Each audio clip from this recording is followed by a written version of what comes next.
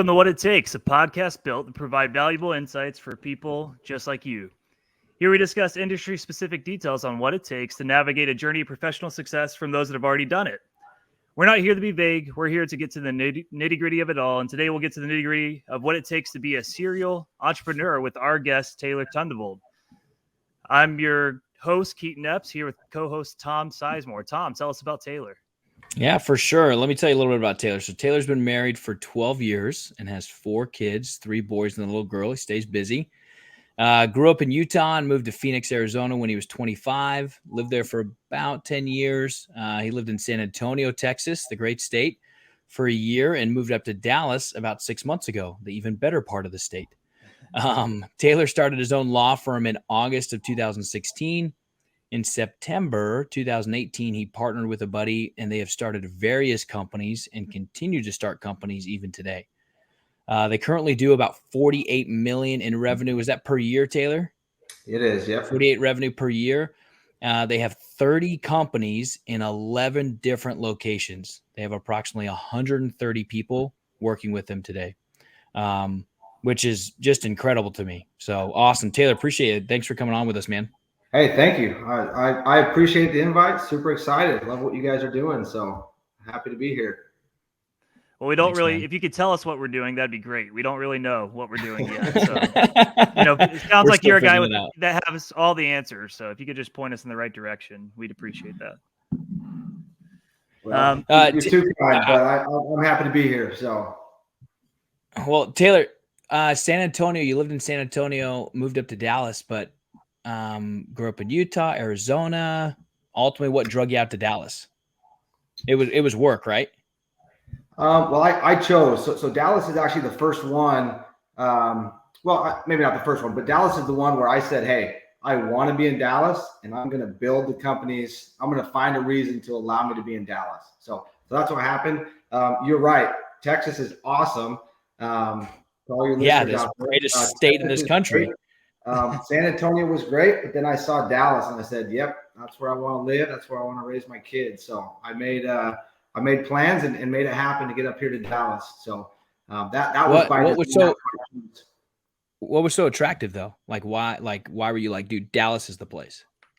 Couple things. So I grew up boating. I love boating, wakeboarding and tubing, just being out on a lake. And when I grew up in Utah, the closest lakes, we're a little bit away, half hour away, 45 minutes away. But when I came to Dallas, I saw that you could live in a normal neighborhood right next to the lake. And that blew my mind. And so I didn't have to drive 40 miles to get to the lake. I could live in the neighborhood and have a Walmart and a gas station and kind of a normal city life right next to the lake. And so as soon as I saw that, I started talking to my wife and said, hey, we need to go check out Dallas. And so we came up here maybe 3 or 4 times and made the decision to move up here. So you're right. Like when I think about other lakes, I'm like, people live like an hour or 15 minutes or 20 minutes or 30 minutes away from them, right? Or several hours. Whereas now that I think about it, wow. Yeah, we're like right here on the lake. I mean, I'm literally a few hundred yards away from the lake. Correct. And maybe with people that grew up out east, North Carolina, there's lakes everywhere. But in Utah, there was 2 lakes. I could either go north 45 minutes or I could go south like 35 minutes and get to the lake. So what part of Utah did you grow up in? I grew up in Salt Lake City. Okay, yeah. So my wife's from West Jordan. So okay, yep. So what? Okay, so Salt Lake, or where were you from? Yeah, did you grow up on the east side, like the rich side, or did you grow up like at Rose Park? Come on, brother, Rose Park. West of I-15. So I was in Murray, kind of right in the middle of the valley there. So, the east side of Murray was the richer side, but yeah, it was a good place to grow up. So not Rose Park. So Tom told me a little bit about you, and obviously your background is law. So tell us a little bit how you got into that and what made you decide to study law, and then what brought you to where you're at today. Well, that's a great question. So I did well in school. I enjoyed going to school, and I grew up. My dad was the first person to go to college in his family. His dad was a carpenter and did kind of a blue collar thing. So my dad went to school. He got a master's degree and he does computer software. He designs software. And so I was kind of brought up in this idea of, hey, go to school, get good grades, and then you can get a good job, high paying job. And so kind of with that mindset, I knew I wanted to get a postgraduate degree. And so I bounced back and forth. I think when I started college, I was thinking about going to be a dentist, then a pharmacist. I didn't want to be a doctor. I didn't want to deal with blood. But I ended up taking a personal finance class in my undergrad and loved it. And so then I started working at a bank and kind of getting into that industry. And then I was thinking about doing, the financial planner type thing, working for a bank or an investment advisor. But ultimately decided, hey, I wanted to go to law school, and I was planning to do an MBA at the same time.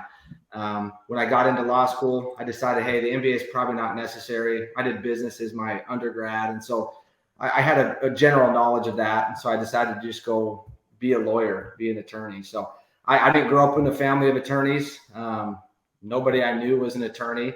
But I just had this idea of, go get a graduate degree and you'll get paid X number of dollars a year and have an awesome life. So that was kind of the driving factor. As I've gotten older, I realized how flawed that mindset was and how school doesn't actually provide you with the skills necessary to be successful and a lot of times make the kind of money that I was hoping or dreaming to make when I started going to law school. So that was kind of the decision. Like the driving factor was, okay, I want to make more money than I could do somewhere else. I thought being an attorney would provide me that avenue. And so that's what I did. What about an attorney doesn't give you that though, right? Like, because most people, I've got a brother that's an attorney, right? And many of them go to law school thinking, hey, this is going to be an easy multi-six-figure income, right? Blah, blah, blah. But are you saying that's not the case with attorneys? Like, is that not something to hope for? Or is that really kind of your high-class New York or California attorney?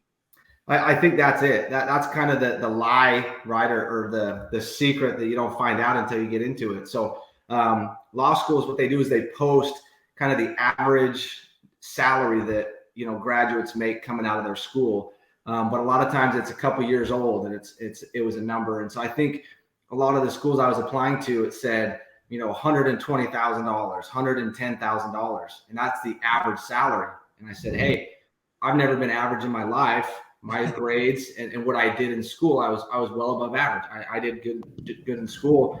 So I thought, sweet, I'm going to go be an attorney and I'm going to start slam dunk above an average, right, of $120,000. And that's not the case. And so there might be those attorneys that are in New York or those big law firms, right? They've been maybe doing it for a long time, but that's not the case. What I found is a lot of people are coming out of law school, even today, making $60,000, $80,000 a year. 60 or 80. And how many hours are they working? Tons, 50, 60, – probably 60. Any career you do, you got to go put in that first couple of years, you're going to be putting in 60, 70 hours just to be successful, right? But the problem is to become an attorney, you've got to do 4 years of undergrad. If you're dedicated and it only takes you 4 years, a lot of people takes an extra semester or two to kind of get through it and figure out what they want to do.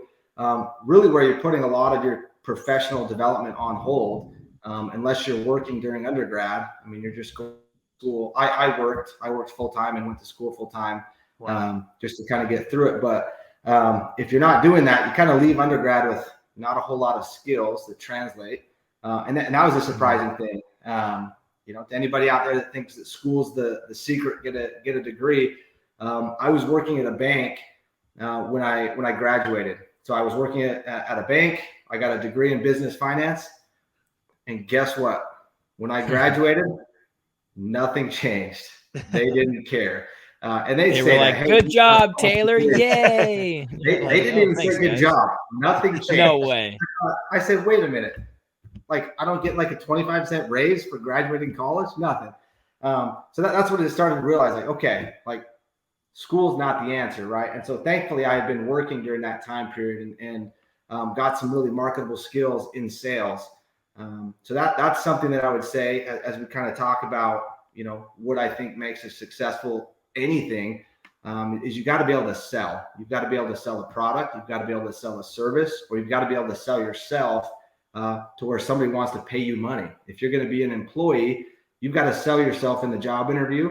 You also need to sell yourself every single day when you show up to work of why they should give you a raise, why they should give you that opportunity, that new promotion, right? And so during my undergrad working at the bank, I had that opportunity to develop those skills in selling, which is invaluable now that I look back on it. So you're oozing right now, and I'm sure Tom and our producer Dawson, they might be sick of this already. I think we're 4 episodes in, and I've brought up this book 4 times, but you're just oozing Rich Dad, Poor Dad right now. Have you read that? And is that part of your philosophy? Because that's all I can hear as you're talking. Yes, I agree. I've never heard of it. You've never heard of it? Are you kidding me, Taylor? Taylor, I was like, I'm going to walk to your house. There's no way. Yeah. Okay. Yep. All right. But that's the crazy thing is I read it within the last 3 years, but when I was working at the bank and the sales, that experience this was back in 2008 when I started at the bank. So I was at the bank from 2008 to 2012. And so, and the crazy thing is I've got a little brother. We grew up, I'm one of 6. We've got 2 older sisters, me and my brother, and then 2 younger sisters. And so him and I were really close growing up, very competitive sports. He was definitely smarter than me. But he, at the same time, he was working at a bank and he did not develop those skills. It was a pretty cushy job. He got to watch Netflix while he was working on Saturdays. There wasn't very many customers and things like that.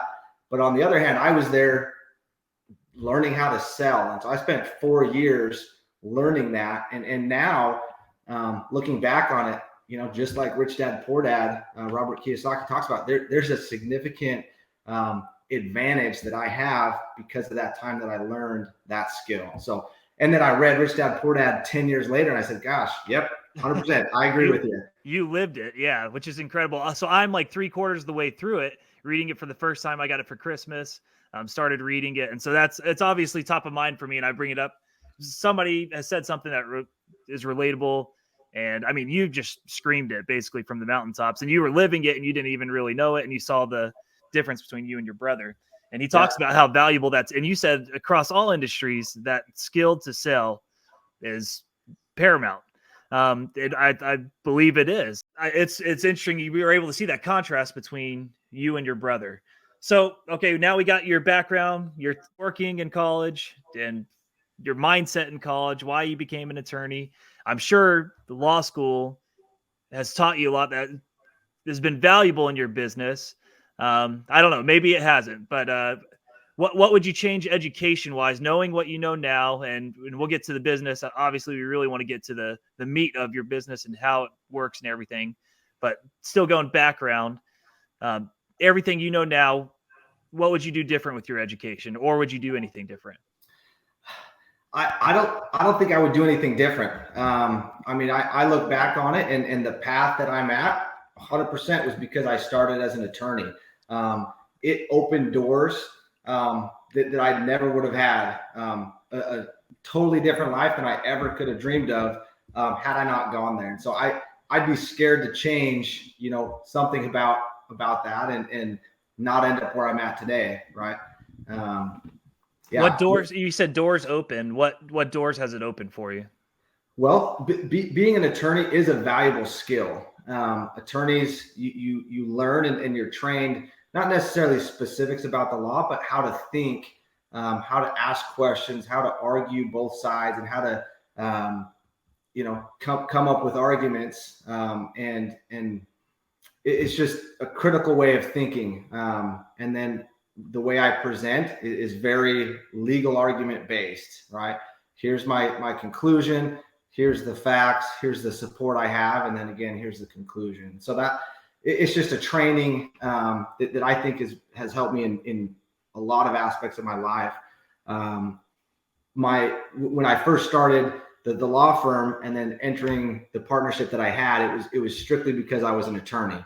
Because of that set of skills that I had, it allowed me to kind of get my foot in that door. And then I spent the next couple of years kind of proving myself, right, as being an asset as an attorney. And then from there, we started these companies together and haven't looked back since. So where's your time split? Like how much time is spent now on attorney work versus these companies? as of now, I've finally got to the point where it's like 5% attorney stuff. Wow. And then everything else is just running companies and developing people. But I've got attorneys that I'm developing, right? I loved being an attorney. It was a ton of fun, but it's tough. You got to put a lot of time in. It's stressful. There's deadlines and things like that. And so I don't miss that portion of it. But I really enjoyed it. And so I thought I was a decent attorney. And so I'm able to now help some younger attorneys kind of develop some of those same skills, have some of those experiences, and maybe skip some of the hard lessons that I learned throughout the first, couple years of my career, help them skip that and kind of start at level 2 instead of, ground zero. So. And that's the purpose, or one of the purposes of our podcast is we're going to start getting into your business is to help people be able to maybe avoid 2 or 3 of those, I don't know if I call them pitfalls, but hard learning experiences that they have. And so we hope we can glean that from you and your experience here. So tell us how you bridged from, you mentioned it briefly, how you bridged from attorney to, and tell us if there's something better to call you, but we'll call you serial entrepreneur. That works. I like it. Keaton was asking me, he's like, how do you describe Taylor? I was like, what do I call this serial dude? entrepreneur? I don't know the name of his I don't company. even know. Right? People ask me, what do you do? And I'm like, I don't know. Well, I used to be an attorney, and then I'm kind of an attorney, and then I don't. So what I do is I'm in the business of developing people, right? I invest in people and businesses. So it's been a ton of fun. I will say, so while I was going through law school, I'd been trained, I'd grown up, I'd been raised with this idea of go work for a company, get a secure job, get a steady paycheck, get a retirement, blah, blah, blah, blah, blah. And that's the secret to be happy. And so I distinctly remember, and I've shared this with a bunch of people, as I was finishing law school, I was talking with my father-in-law. He passed away a couple of years ago, but during this time, he owned his own business. He was a psychiatrist. So he had his own practice. He did very well out in California. And he used to always tell me, hey, Taylor, you need to go work for yourself. You need to go start your own thing. You need to do this. And it was just over and over and over again. He would tell me. And there's probably 3 or 4 times, but I remember this one time very distinctly. I said, George, I'm never starting my own thing. I never want to do that. And I probably said all those things that I was trained to do. Oh, it's scary. There's no job security, blah, blah, blah, blah, blah. I had zero desire as I was leaving law school to do that.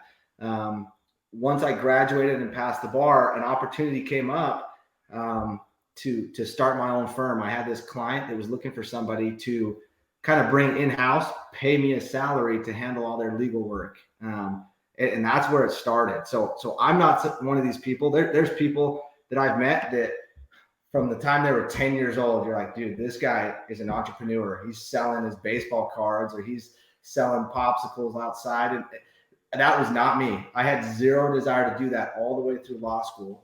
Then I started and I just got a taste of it. And I said, I'll never go back. Like, you couldn't pay me enough money to go back and work for somebody.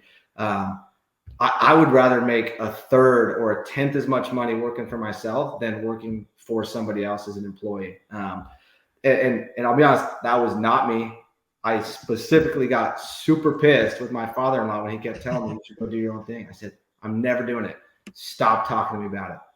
So how was it to ask for his daughter's hand in marriage from a psychiatrist? I mean, did you feel like he was peering into your soul? I mean, so I was very nervous. So basically he's older. So he was, my wife was, when she was born, he was 50. Oh, wow. So at the time that I met him, he was 75. So I could take him at that point. No, you were going to Gandalf. That's who you were going to. The Lord of the Wise. True. So he was like, well, listen up, son. If you want to enter the gates of Mordor, you're going to have to answer me these questions 3. And so from like a physical standpoint, it wasn't as intimidating, but he was very smart, probably one of the smartest guys I know. And so, yeah, that was intimidating. I'm just this dumb kid that doesn't know a whole lot, thinking I know everything. And, but it was good. I learned a ton from him and he actually passed away in 2016, like in March. And then I started the law firm in August.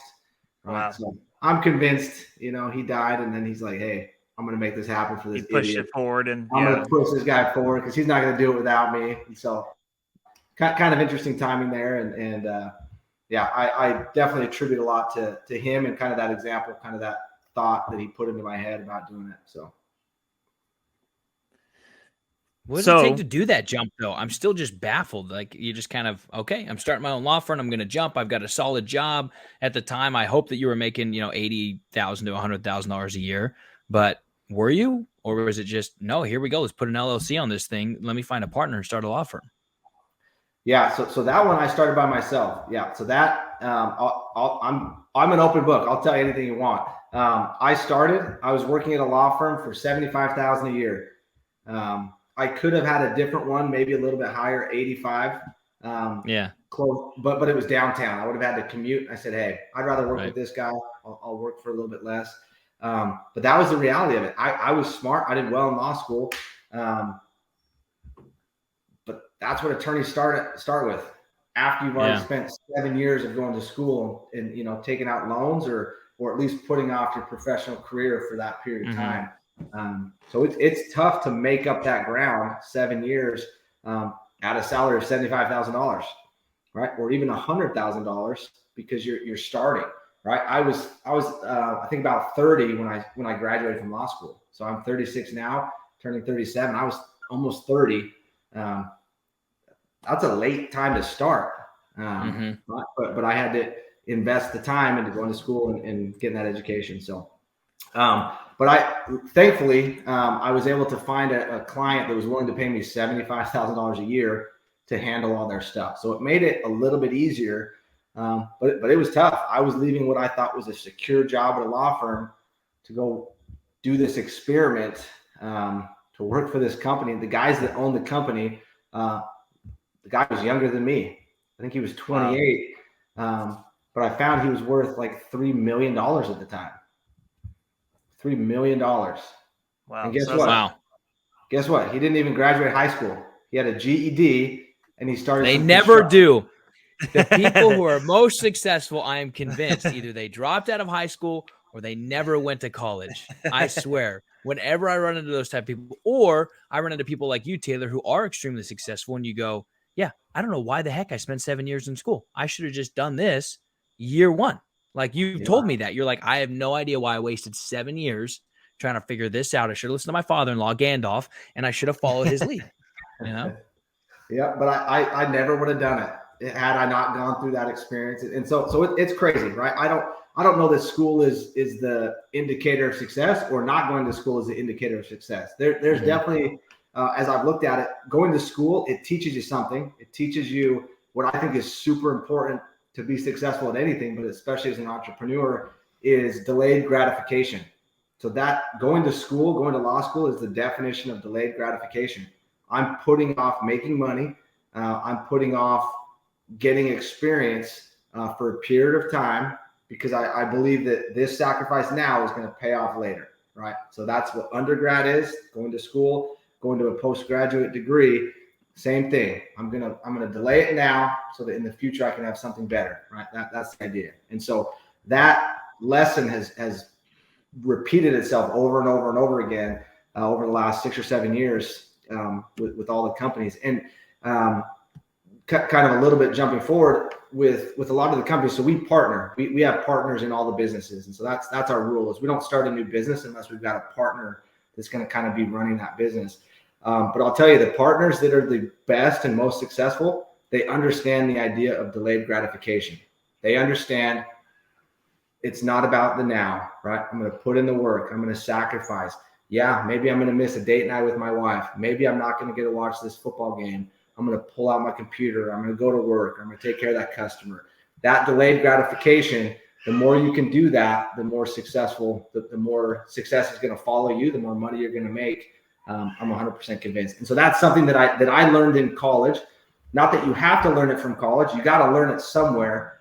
For me, I learned it in college. This guy that was 28 and hiring me as an attorney, he learned it a different way, but was able to be successful without it. So connect the dots for me. Not all the way there. So you you left your attorney job, right? And well, you left your first attorney job and started working for this young guy that was balling, doing well. Ballin'. And so when did you become entrepreneur and business owner? So that was when I started the law firm. I left. So you left this guy, this young guy, or not? No, so I left. Well, okay, yeah, I guess it is kind of confusing. So I was working for a law firm for a couple months, right? And then in 2016, I started Tondable Law. My last name, Tondable. Tough to spell. And with that law firm, I had this client that I was telling you about that was 28, that was worth a couple $1 million. So he hired me as his attorney. Gotcha. And then at that point, in addition to him and taking care of his businesses, I had other clients. And so that was when it really started for me.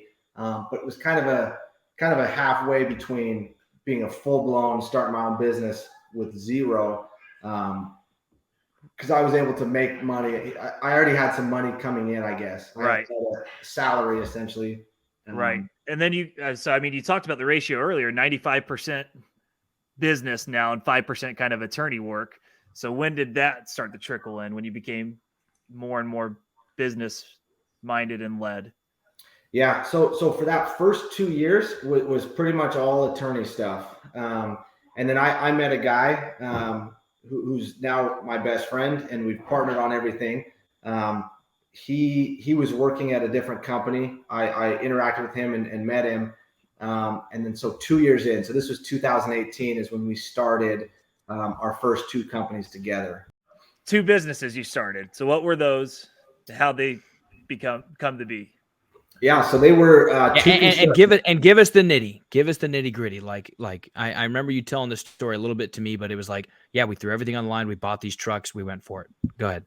Oh yeah, okay. I'll go there. So we started two companies. One was a remodeling company. So we had 3 guys that's what they'd been doing for the last year or 5 years, right? Different level of experience. They were a superintendent, so they would go meet with customers, sell them a remodel, and get the remodel completed. So that was one business. It's called Kitchen and Bath Remodeling. It's in Arizona. We started that with those 3 guys. On the other side, it was another construction company, but they specialized in insurance restoration. So when somebody has a flood or a fire in their house, there's a company that comes in and cleans it up. And then there's a company, which was our company, Ger Brothers Construction. We would come in and we would put it back together. So we work with the insurance company, get the flooring replaced, get the drywall replaced, paint it, clean it up, and get it back to pre-loss condition. So, and you guys weren't actually doing that, right? So these guys, you said you had these 3 people and the carpentry, right? Or I can't remember what the first remodeling. one was. Yep. Yeah, remodeling, and then you had this restoration service. So how did you partner with them? How did you convince them? I mean, yeah, what was the partnership like? How did that team happen? Yeah. How did you find them? And so that's the idea is we had 3 guys on the remodeling side and 3 guys on the Ger Brothers, the insurance side. And then me and Nathan, my business partner, in the middle. And he's the least construction savvy person out there. I'm decent, I can fake my way through it, but him and I didn't do the construction, nor have we ever gone out and done the construction. So we built it a little bit different than most companies. A lot of people build their companies and they're, awesome at remodeling. So they go start their own remodeling company and then they try to grow it from there. And it's tough, right? And I know it's tough because that's how I did it on my law firm. I was an attorney trying to build a law firm while I was being an attorney. And it's super tough because you've got to do the job. You got to work in the business, as Rich Dad Poor Dad says, but then you also have to work on the business. And so it's super hard. So for that 2 years when I was just an attorney, I had a couple employees. And I'll tell you, one of the scariest parts of being an entrepreneur was hiring my first employee. I hired a part-time law clerk for $15 an hour. I think he worked for 20 hours a week. And that was top 2 scariest things I've done as an entrepreneur, was hiring that first employee. And so it's tough. And that's part of what I recommend is you can do it by yourself, but it's hard. It sucks. It's scary. And so what I realized was partnering, growing and developing a team has allowed us to do way more than I could have ever done by myself. So over the last 4.5 years, we started in one location. We've expanded to 11 different locations, and we've got about 130 either business partners or employees that work with us. And so that never happened if I didn't have a team of people that we were all kind of working together and sharing the workload and doing those things. So what's the process of finding the team? How do you find the team? And then how do you say, I want you, because they might, I'm guessing they're already doing what they're doing. Maybe they're working for somebody else, but like, how do you say, hey, come join us and keep doing what you're doing, but now we're going to make money? Yeah, those first 3 people, right? You're like, Yeah. hey, I've never swung a hammer. Why don't you come work for me and we'll do a remodeling company? And they're like, yeah, sure. How'd you how get does them? that happen? Yeah. Where do you find them? And how does that happen? And so getting into the nitty gritty, I know that's what you guys want on this. That's one. what we right. want. That's Give it right. to us. Yeah. So those guys. So what happened is my business partner Nathan. He was working for this company that was my client. So that client, I spent a lot of time doing it. He was running the company. He was brought on as the operations manager, operations officer to run the companies. And so during that 2-year period, he took the company from maybe $10 million in revenue to like 25 million. Wow. During that time period. And so he had made a deal with the owner that he was going to share in some of that profit. He was going to share in some of that. Unfortunately for him, that guy, fortunate for me and everybody else, that guy didn't uphold his deal. And so he went back on it, said, hey, I'm not going to pay you. And so my business partner said, hey, like, not going to work. Like, we had this deal. You're not doing it. So I'm leaving. So all 6 of the guys, the 3 guys on the remodeling side and the 3 on the reconstruction side, they worked at that company as well. Okay. And so when my business partner left, I left with him, and then these 3 left as well. At the time, there was probably 25 employees at that company. So the 8 of us left. There was something else as well. There was some, it's public knowledge. I'll say it. This business owner was getting investigated by the IRS. They wanted some tax money and he didn't pay it. And so that's actually gone through the courts now, but that was part of the decision of why we left as well. We said, hey, we don't want to be a part of this. But those people were known entities that you and your business partner knew at that company. Like, hey, we already have seen them work. They've done work for the company. Hey, guys, I mean, was it like hey, let's meet in the break room and let's talk about how we're going to revolt? Or, hey, you guys are leaving too. If you want, jump on board. We thought about starting a company. Like, had you already kind of put together some plans to start something when you recruited them? So yeah, the plans were already there. Myself and Nathan had talked about it and realized, hey, like, this needs to happen. So we're going to go. And then it was, who's going to come with us. Right. And it was very clear. I mean, they had been brought on during that time period, and they wouldn't have had it any other way. With us leaving, if they didn't leave with us, they would have left themselves, if that makes sense. And so yeah, to your point, they had already been kind of tested. We'd already seen them. We knew what they could do, the type of people that they were. And at the time, those were the kind of people that we wanted to be partners with. So we decided, okay, everyone's leaving their life as an employee, and then we come and we become business owners together, business partners. And that's how it started. So why didn't they go, and we talked about it briefly, but why didn't they go and start it themselves and be like, you know what, Taylor and whoever your business partner is, we don't need you guys. Like, we know how to work with our hands. We know how to do the physical part. We'll figure out the rest. Why did they include you?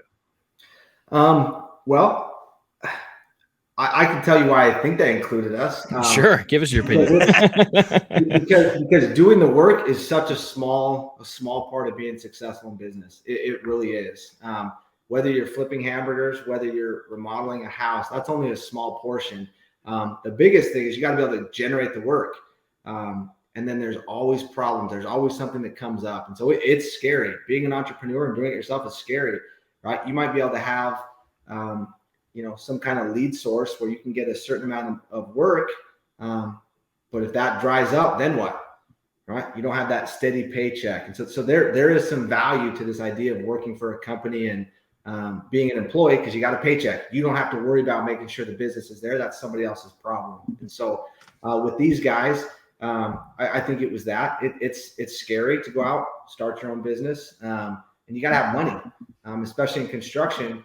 A lot of times you have to front the money, or you have to be really good with the money that you get in order to make it. So there's a lot of construction guys that, are taking deposits for a new job, but using that money to finish another job. They're floating it. Yeah, they're floating it over. Money. So it's tough. I mean, even myself, who's very good at finance and money and understanding it, and then my business partner Nathan, even with that, it's still tough. Like, construction's a tough industry to be in, because there's times where a project doesn't complete at the time that you think it's going to.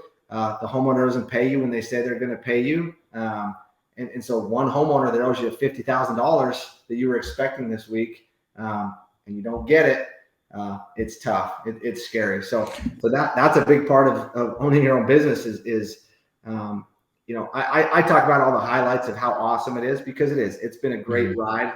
I would never go back, but I do gloss over, and my wife reminds me that there's some hard times. There's some crappy weeks. There's some crappy months where things don't go right.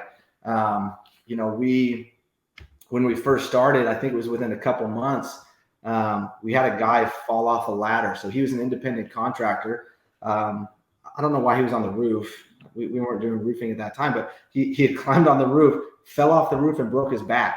Oh, and we're sitting there. You got insurance, bro? yeah, that could shut down a company, right? And dealing with that kind of problem by yourself.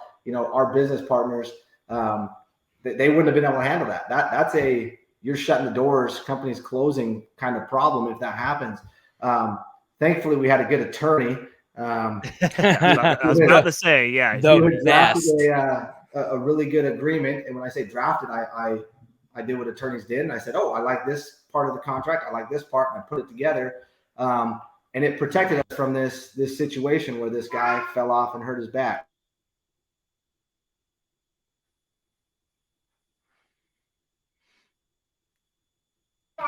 That's my 2-year-old daughter. She runs the house. Okay. So, it's all right, man. She's the real boss around there. Yep. And so I remember that day like it was yesterday. We were all sitting in the office. It was in the evening, and we were talking about, like, what do we do? And so thankfully the guy's okay. Like, at the time when he broke his back, we're thinking, gosh, is this guy ever going to walk again? Turns out he healed, no problem. But we had the contract in place. He was not an employee, and so it didn't come on us. He assumed the liability of doing that. He was an independent contractor, and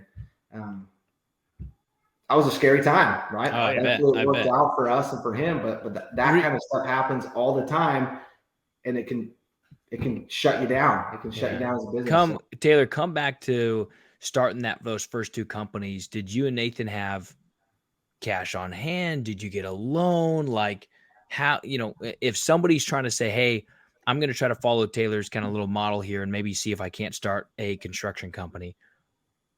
Cash, loans, like, how did you and Taylor kind of get by? I know you already were working your day jobs, right? Or night jobs, whenever you were being able to put in your attorney work. I'm sure you were doing something, right? But so you had some income coming in, but how did you get it started financially? No, that's a perfect question. So Nathan had money saved up, and I had money saved up. And so that allowed us to do it. He put all of his life savings into it. I put a lot of it. Not all of it, and I still had the attorney work coming in to kind of pay some bills. But yeah, that was a risk for me. And really what I was investing in was my business partner, right? I trusted him. I knew what he had done at the last place. And so I felt like it was a good investment to invest in him and us and the guys that we had to get this thing started. And what did all this money go towards? Where did it go? Salaries immediately. It was gone. We said, what the heck? Boom. Yeah. So I think I put in about $75,000. He put in probably triple that. For sure double, but it's expensive. Yeah, we probably had 200 something, and then we went and bought some trucks. We bought some vehicles right off the bat. And these construction guys, beware, they say, I got to have a brand new truck. Of course, they want that Right, big Tom? GMC Sierra. That's right. GMC, 2 of them were the Denali's and 2 of them were the SLT, right? They got to have it. If we're going to talk to customers. Look, boss, I need leather seats that are heated, okay? Correct. Right? The opposite of delayed gratification. That's right. They said, hey, we need to have these trucks. Turns out those are the last brand new trucks we've ever bought. Because we said, you know Smart what? Man. You guys lied to us. You don't need a brand new truck. So we still have those trucks. They're diesels, and so they're still running and still good. One's actually parked outside my house. One of the business partners is up in town now. But so we did that. And back in 2018, those trucks were like $75,000. So we went and racked up 4 loans on 4 $75,000 trucks. Wow. And then we just got to work. We had to get an office. We had to hire within about a month 2 office staff to help with scheduling and just managing the jobs, doing customer service, QuickBooks, all that stuff. So pause there. Pause there, because you talked about that was one of the hardest things to do was get the work, right? The employee doesn't have to worry about that. They're the employee, they're getting a salary. It sounds like when you guys started and snapped your fingers, you already had work coming in. Like, hey, we got jobs for you to get out and do. Here are the trucks, drive them and go do it. Yeah. So I like to think of myself as a smart guy, and my business partner's even smarter. We're not dumb. So when we left, like we had an idea that there were certain companies that liked us, that there was a relationship there that were sending work. Sure. And they continued to send it to us because they liked us. If that makes sense.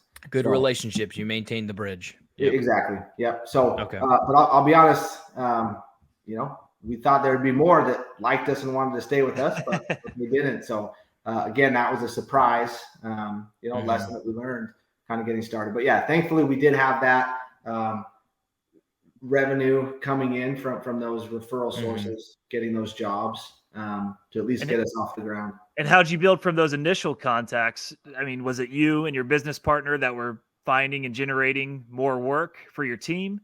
Or how did you build upon that? Was it all word of mouth? How did it work?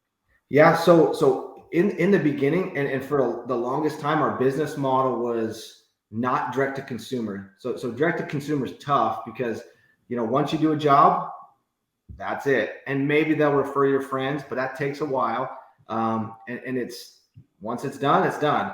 Then you got to go find the next one and the next one. So it's a tough way to do it. So you got to find somebody to do it for you. So a lot of people will use Yelp or Google, but that's expensive and it's competitive. So depending on the industry that you're in, it costs money. You got to pay for those leads, and then you hopefully can sell them on using you, and then they'll pay you money. But it's tough. What we focused on was multiple, relationships that had the potential to continue to give us work. So for example, when somebody has a flood or a fire, we call a mitigation company. That company comes in and cleans it up. And then that mitigation company, a lot of times they don't do the construction. And so they would refer us to the homeowner. They say, hey, Mr. Homeowner, we finished your portion of the mitigation. This is where we stop. There's this company, Ger Brothers Construction. We recommend you use them, give them a call, or I'll have them reach out to you to help you with the repairs, putting your house back together. And so the beauty of that is we work on the relationship with that company, and then they're the ones that are sending us 10, 15 jobs a month.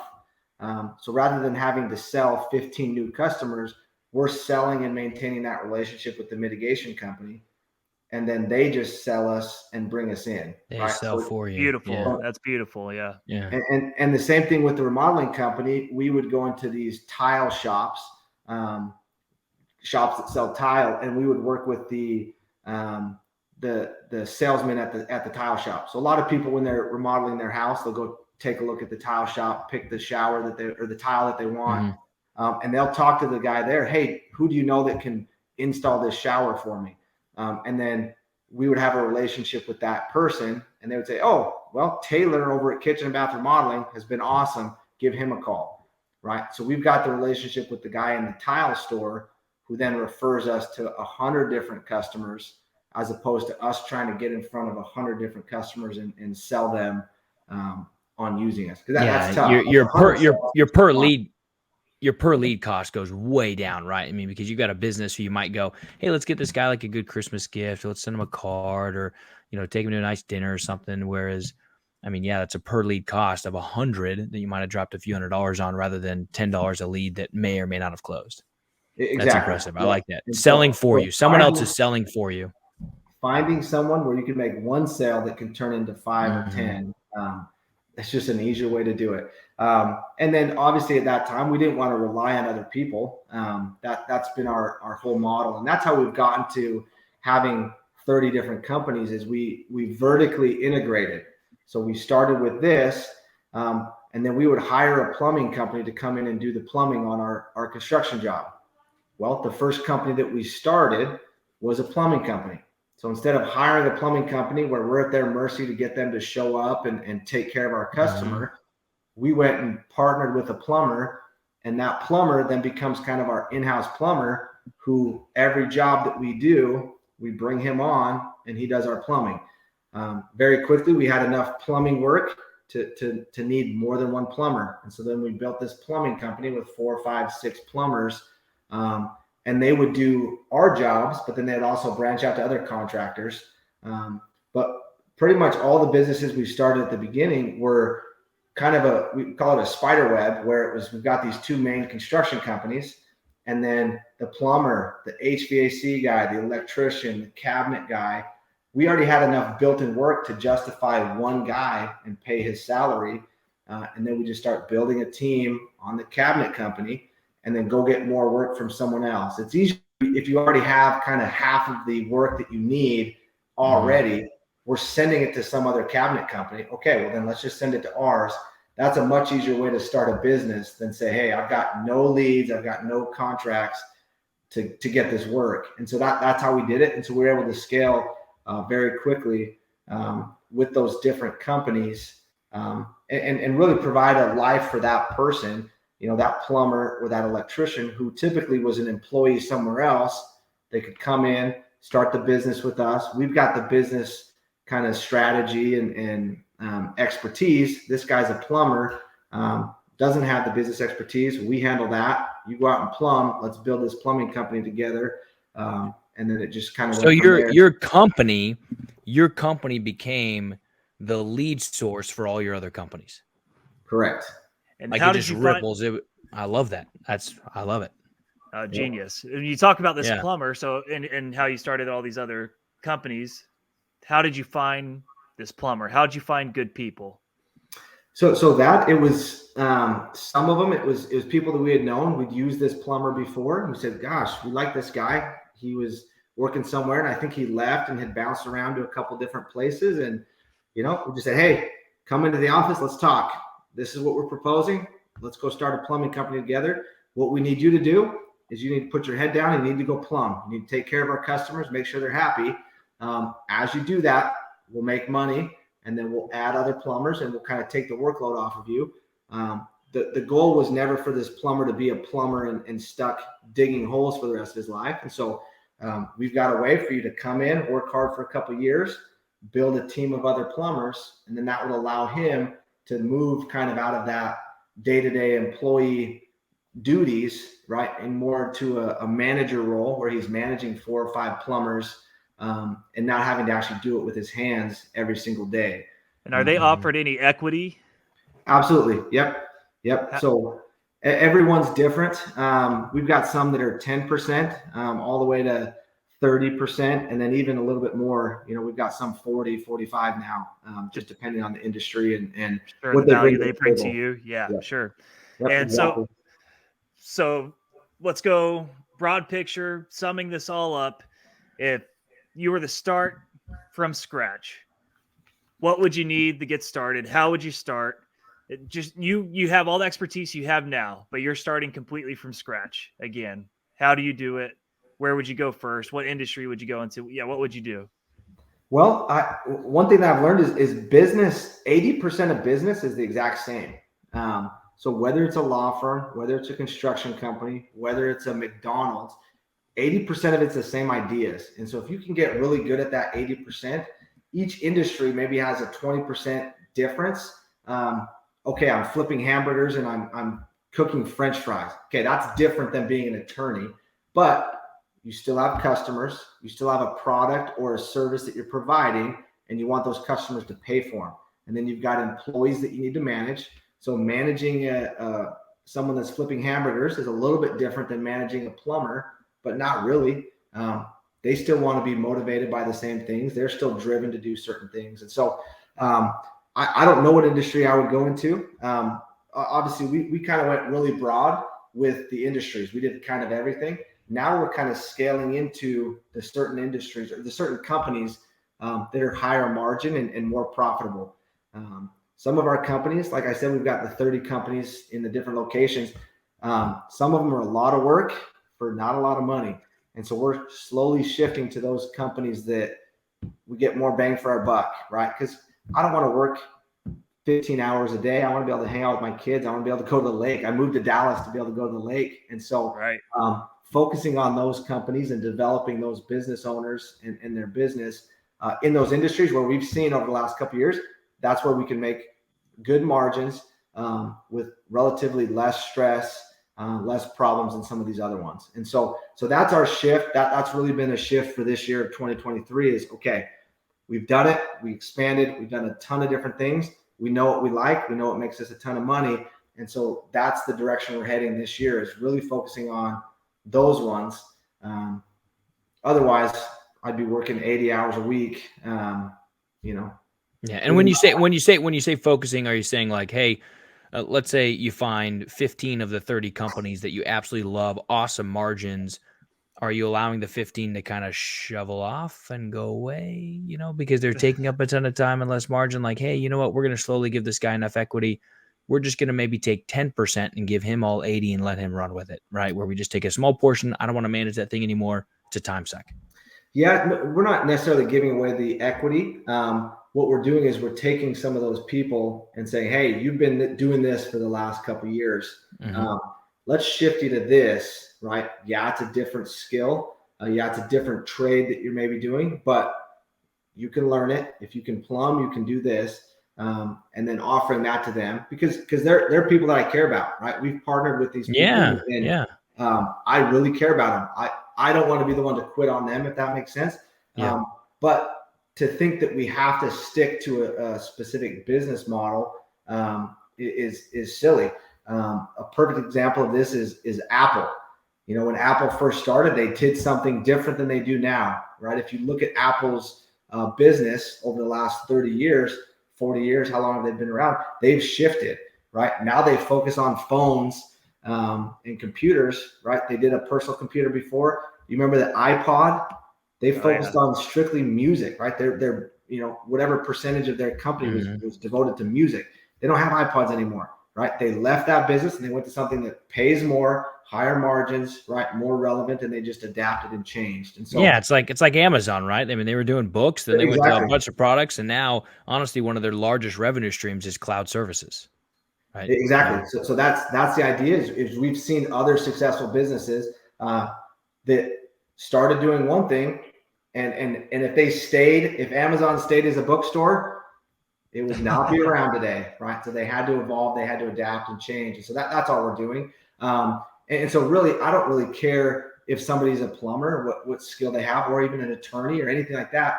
I care about, do they have kind of the soft skills? Are they the kind of person that's dependable, that will get things done, that'll do what they say they're going to do? Okay, if you're that kind of person, I don't care what hard skills you have, whether you're a plumber, attorney, or whatever else. That's someone that we can use and kind of put somewhere else and make more money and be more successful as we adapt and change into a different industry. So. You have the right people on the bus. You get all the right people on the bus, and you figure out the seats. And we've talked about that before in this podcast: people, processes, profit. And it kind of goes in that order. Having the right people will, and you discussed that various industries will bring profit, and you have to have the processes in order to continue to generate that. And the right people will do all that. They'll nail down the processes, and the great processes and great people will bring profit. But I love, you've shared a little bit about how you love your people. You love the relationships you created, and they have merit to you and value above the dollar. And so you're flexible, and you hope they're flexible to continue on this adventure with you. But I love that your story has been incredibly intriguing. I just to go back to kind of the eye in the sky view, starting from scratch, you mentioned you're 75,000 and your partner double, triple that. So it's 200,000. So somebody to generate that, what would you suggest that they do to be able to say they want to do something similar? They want to get into a kind of high end industry. They know what they want to do. They know the margins, the profits, and they don't have that money though. Where would you suggest that they go to get that?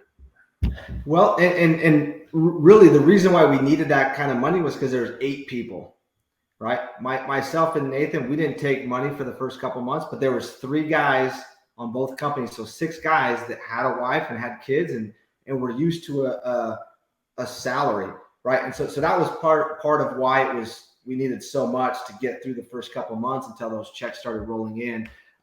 If it was somebody doing it by themselves or 2 people, you don't need that much money. Hopefully you've done your homework and you've figured out, okay, how can I get work, right? Do I feel comfortable with this lead source? Have I tested this lead source? Is there work there that I think I can do? Really, when it breaks down to it, somebody making $100,000 a year, that's $8,000. That's $8,000 that you need to replace. Can you go replace $8,000 doing pretty much anything? You can. You can go pick up trash and throw it away. You can go pick up dog poop. You can go clean pools. It's really not that much, right? We're taught to think, oh my gosh, if you're making $100,000, leaving a company is so scary. You just got to go figure out how to replace $8,000, right? How many pools do you have to clean to make $8,000? How much dog poop in someone's yard do you have to clean up to make $8,000? Okay, go do it. Go figure that out. And so I would be probably against going out and borrowing a bunch of money, right? Unless you've got a rich dad that can just give it to you without paying some interest, right? Having a loan and having interest that need to be paid back, it's tough. You got to be really good. You mess something up and it can set you back months and years if you've got that kind of hanging over your head. And so I would say figure out a way to do it with as little cash as possible. Law firm, I was blown away at how cheaply I could actually start a law firm. I really just needed a computer. I needed a phone number and I needed an address where somebody could send me mail. But they have services out there that you can pay $50 a month to get an address. Yep. It was insane. And I had to have this software for the law firm. I was probably in it like $300 a month to get started. And that blew me away. I'm like, gosh, that's actually really cheap to start a law firm. So there's lots of things. So I would recommend against going and borrowing a bunch of money if you're kind of a beginner entrepreneur, right? If you've got, some awesome business model or whatever, okay, that's different. But, starting as a single sole proprietor or 2 people, you really don't need that much business to kind of replace that income that you have there. So I love the thought of breaking it down.